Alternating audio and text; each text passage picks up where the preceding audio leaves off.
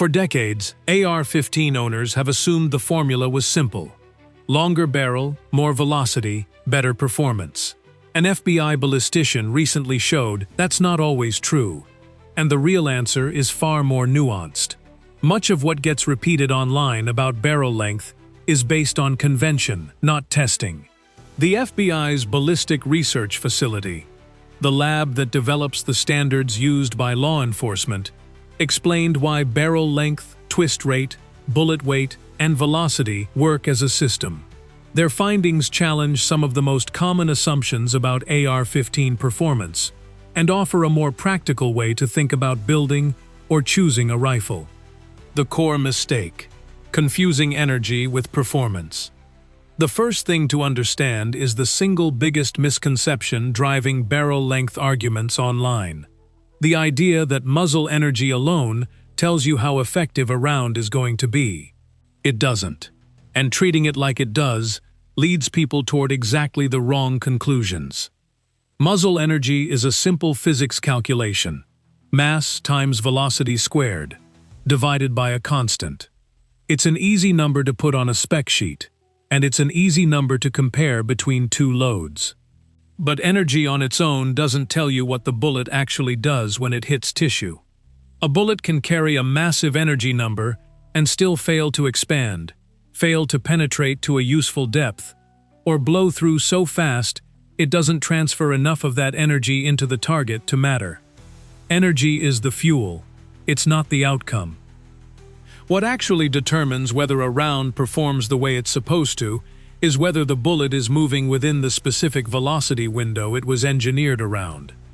Every projectile, every single one, has an optimal performance range, a velocity band where the bullet does exactly what its designers intended. Below that window, it might not expand at all, punching a narrow wound channel with none of the energy transfer that makes a defensive round effective. Above that window, and this is the part that surprises most people, the bullet can come apart too violently, fragmenting prematurely, and failing to penetrate deep enough to reach anything vital. That second failure mode is the one almost nobody talks about, and it's the single biggest reason the longer barrel is always better assumption falls apart under actual testing. Why a longer barrel can make a bullet perform worse. Here's the part that should reorganize how you think about barrel length entirely. A longer barrel gives a bullet more time and more expanding gas pressure to accelerate before it exits the muzzle. That means more velocity, and more velocity has been marketed as an unambiguous good for the entire history of the AR-15 platform. But if a bullet is designed around a specific optimal velocity window for expansion and penetration, and a longer barrel pushes that bullet's velocity past the top end of that window, you don't get a better performing round. You get a round that's now moving too fast for its own design. At very close range, where the bullet is at its highest velocity right out of the barrel, an overdriven projectile can fragment explosively on impact, essentially failing before it does the job it was built to do. That's the FBI's ballistician making the argument directly, that depending on the specific ammunition and the specific engagement distance, a barrel that's genuinely too long can produce worse terminal performance than a shorter one, not despite the extra velocity, but because of it. This flips the entire conversation on its head. Barrel length was never actually the variable that mattered on its own. It only matters in relationship to the bullet you're feeding through it and the distance you expect to be shooting. A barrel length that's perfect for one bullet weight and one engagement distance can be actively working against you with a different load or a different range. And that's a level of nuance that almost never survives a forum thread or a YouTube comments section. The twist rate piece nobody talks about. Barrel length gets all the attention, but twist rate is doing just as much work, and it's almost always left out of the conversation entirely. Twist rate is how fast the rifling inside the barrel spins the bullet, expressed as one full rotation per a certain number of inches, and it has to be matched to the weight and length of the bullet you're shooting, or the round simply won't fly correctly.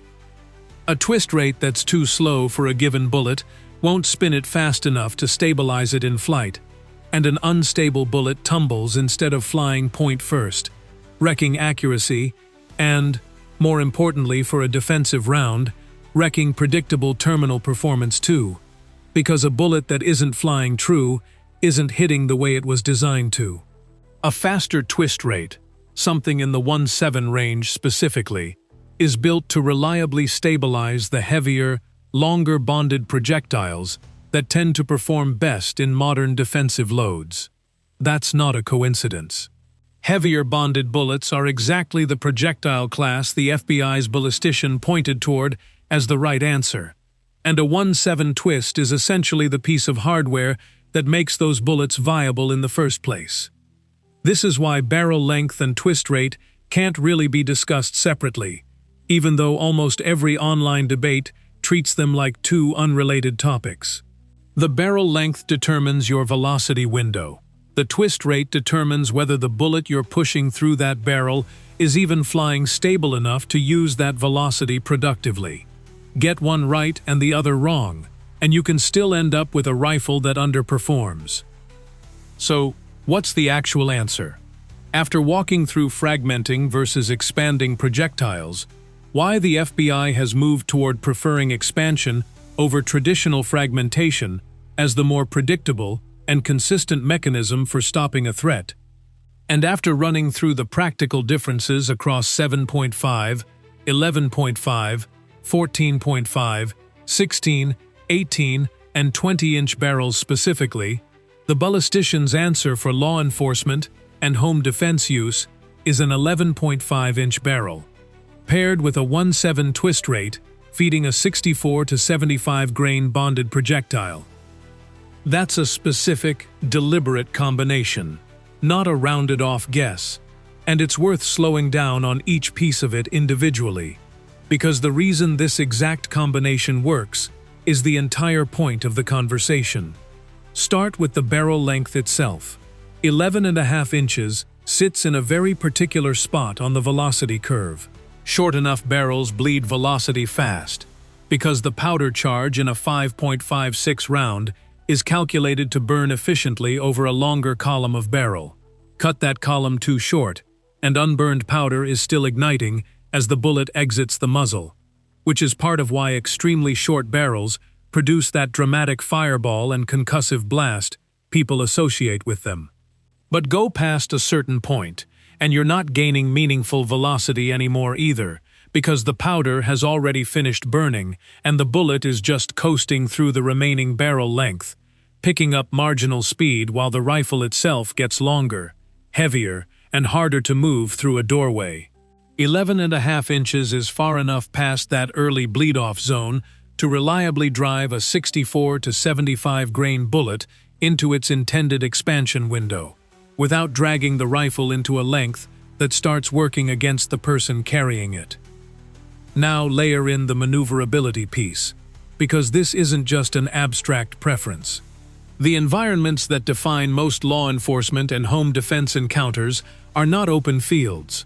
They're hallways, stairwells, door frames, the inside of a vehicle, tight interior spaces, where every extra inch of barrel is an extra inch that can catch on a door frame, get grabbed, or simply slow down how fast the muzzle can be brought to bear on a threat that's appeared somewhere unexpected. A 20-inch rifle-length barrel might be the objectively superior choice for someone shooting at 300 yards in open terrain, but it becomes a genuine liability the moment the fight moves indoors. And for the specific population this recommendation is built around, indoors is where the vast majority of real encounters actually happen. The 11.5-inch length is short enough to clear those spaces, the way a full 16 or 20-inch barrel simply can't, while still being long enough that the ballistics haven't collapsed. Then there's the twist rate, and this is the piece that's doing more silent work than almost anyone gives it credit for. A 1.7 twist means the rifling completes one full rotation every 7 inches of barrel, which is a noticeably faster spin than the 1.9 or 1.12 twists that were common on older or more budget-oriented AR-15 barrels, built with lighter, shorter bullets in mind. That faster spin exists for a reason. Heavier, longer bonded projectiles, the 64 to 75 grain class specifically, need more rotational speed to stabilize properly in flight than a lighter 55 grain bullet does. Put one of those heavier bonded bullets through a barrel with a slower twist rate, and even if the barrel length and velocity are otherwise perfect, the bullet can leave the muzzle understabilized, which shows up as wildly inconsistent accuracy and, more importantly for a defensive round, unpredictable terminal performance, because a bullet that isn't flying true isn't reliably hitting point first the way its expansion design assumes it will.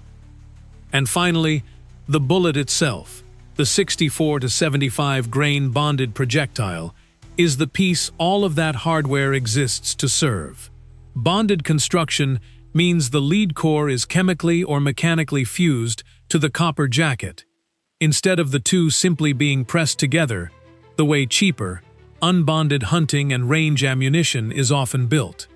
That bonding matters enormously at the velocities and distances this whole conversation is built around, because an unbonded bullet, under significant impact stress, can shed its jacket, with the lead core and copper jacket separating and traveling different paths through the target.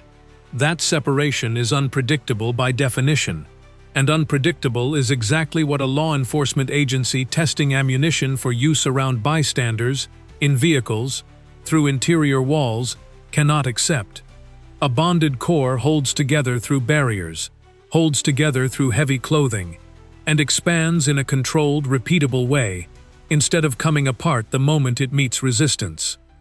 Put all four of those pieces together: barrel length, maneuverability, twist rate, and bonded bullet construction, and you don't have four separate decisions. You have one integrated system, where each piece is calibrated against the other three.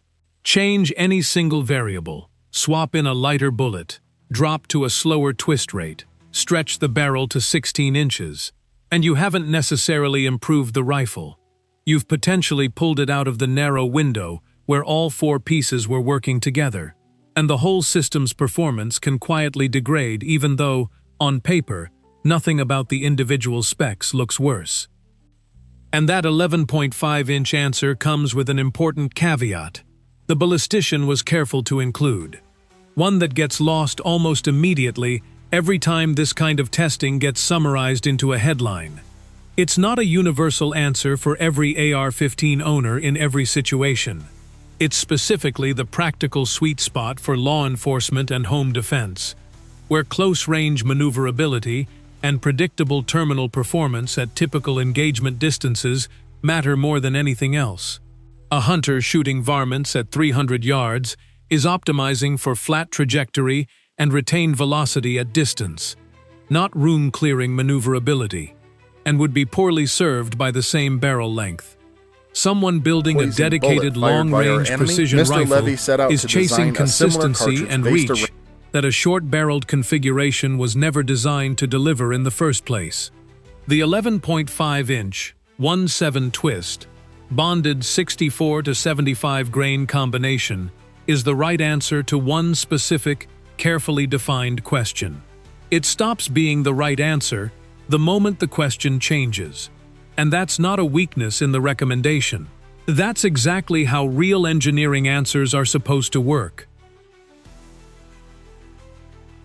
Another takeaway is that ultra-short 5.56 barrels, such as 7.5 inches, aren't automatically ineffective.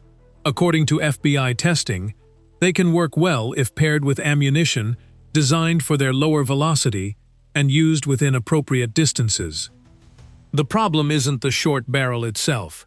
It's using ammunition intended for a much longer barrel. A bonded bullet designed for an 11.5-inch barrel may not reach the velocity needed to expand reliably from a 7.5-inch barrel, producing performance closer to a standard FMJ. Switch to a lighter bullet engineered for lower velocities, and the rifle can still perform effectively within its intended range. The real issue is matching the ammunition to the barrel, not dismissing short barrels outright. The bigger lesson is that rifle performance can't be reduced to a single number. Bigger isn't automatically better. A longer barrel, higher muzzle energy, or faster twist rate doesn't guarantee better real-world performance. Testing consistently shows that effectiveness depends on the entire system. Barrel length, twist rate, bullet weight, bullet construction, and expected engagement distance all have to work together. Change one without considering the others, and you can make the rifle perform worse, despite improving an individual specification on paper. Real performance comes from balancing the whole system, not chasing the biggest numbers.